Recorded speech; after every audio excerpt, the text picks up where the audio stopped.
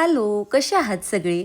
उद्या आहे माझं एक फंक्शन ज्यासाठी मला स्टे करावा लागणार होता. सो मी शरण्याला घेऊन आईकडे चालली होती आणि जाता जाता वाटेमध्ये दगडूशेठ गणूबाप्पाचं दर्शन होणार म्हटलं की आमच्या मॅडम मागच्या 1-2 किलोमीटरपासूनच अशा हात जोडून बसतात आणि एकदा का दर्शन झालं की त्यांच्या चेहऱ्यावरचा आनंद शब्दात मांडताच येत नाही. माझी मैत्रीण रेणू जी नेल आर्टिस्ट आहे, बिचारीनं रात्री 1:30 वाजेपर्यंत जागून माझं नेल आर्ट केलं. सकाळी 4:30 वाजता उठून ती मला सोडायला येणार होती गायत्रीकडे. गायत्री जी माझी आजची मेकअप आर्टिस्ट होती. रेणू कार चालवत होती आणि मला तिला बघून असलं प्राऊड फील होत होतं. अरे काय सांगू, मला शब्दात सांगता येत नाही. फायनली आम्ही गायत्रीच्या लोकेशनला पोहोचलो. गायत्री आणि तिची टीम आमच्या आधी येऊन थांबलेली होती, म्हणजे साधारण 4 वाजता हे लोक इथं आले असतील. आता आम्ही आमचा ड्रीमी लुक क्रिएट करणार होतो, जो मला कित्येक वर्षांपासून करायचा होता. कोण काय म्हणेल, कोणीतरी काहीतरी बोलेल, यावरून मी आतापर्यंत कधीही हिंमत केली नव्हती, पण आता मला ती करायची होती. आणि डिअर, या लुक नंतर मला खूप सारे तुमचे काळजीचे मेसेज आले की तुला हा लुक सूट करत नाही, तुझं कॅरेक्टर खूप चांगलं आहे, तू अशा कॅरेक्टरचे व्हिडिओज नको बनवत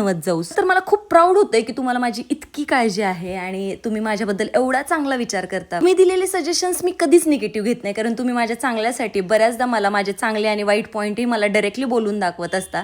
तर तुमच्या काळजीबद्दल खरंच थँकफुल आहे मी. बट इमेज आणि कॅरेक्टर याच्यामध्ये फरक असतो आणि जेव्हा आपण स्टेजवरती एखादा परफॉर्म करत असतो किंवा एखादी रिप्लिका करत असतो तेव्हा तो ॲक्टर त्या कॅरेक्टरमध्ये खरंच जगत असतो. बाय द वे, ही एक बॉलिवूड थीम होती ज्यामध्ये मला हे रिप्रेझेंट करायचं होतं आणि भाई इथलं ॲम्बियन्स, इथलं जेवण, सगळंच काही भारी भारी भारी होतं. आणि यानंतर मला या कॅरेक्टरसाठी कॅरेक्टर ऑफ डेचा अवॉर्डसुद्धा इथं मिळाला होता. एवढी मोठी आमची सगळी जी टीम आहे, माझ्या मैत्रिणी आहेत, त्या वेगवेगळ्या लुकमध्ये इथं आलेल्या होत्या. त्यानंतर रात्री आम्ही मस्तमध्ये इथे क्रिकेट खेळलो, वेगवेगळ्या ॲक्टिव्हिटीज केल्या. एक टीम बॉन्डिंग जे म्हणतो आपण, त्या अशा वेगवेगळ्या आउटडोर ॲक्टिव्हिटीजमुळे होत असतं. डेली रुटीनच्या धावपळीच्या आयुष्यामधून थोडासा वेळ स्वतःसाठी काढणे खरंच गरजेचं असतं आणि रिलॅक्स करणं गरजेचं असतं.